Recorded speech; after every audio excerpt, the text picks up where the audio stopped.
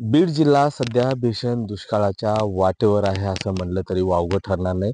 राज्यभरात मुसळधार पावसाची हजेरी लावली असताना बीडमध्ये मात्र पावसाने अशी दडी मारलेली आहे. मी सध्या बिंदुसरा नदी पात्रात आहे आणि पात्राच्या आतमध्ये जर बघितलं अक्षरशः ही जी भिंत आहे या भिंतीच्या वर पाणी व्हायचं. मात्र पहिल्यांदाच ही जी भिंत आहे अशा पद्धतीने आपल्याला कोरडी ठाक असल्याचं पाहायला मिळते. आणि हा जर संपूर्ण परिसर बघितला तर या ऑगस्ट महिन्यामध्ये अक्षरशः या ठिकाणी पूर परिस्थिती निर्माण व्हायची.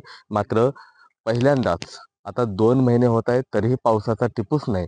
त्यामुळे अशा पद्धतीनं हे जे बिंदुसारा प्रकल्प आहे ते कोरडं ठाक पडल्याचं आपल्याला पाहायला मिळते.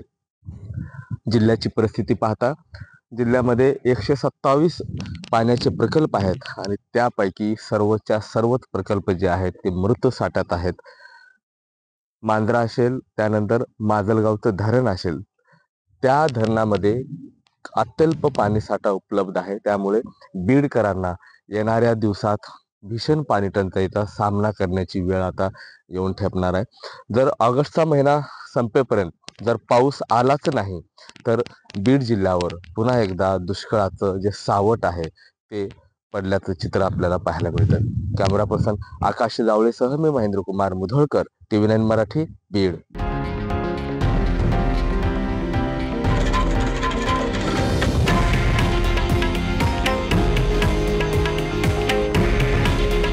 हे आहे देशातील नंबर 1 न्यूज नेटवर्क आणि आपण पाहत आहात TV9 मराठी.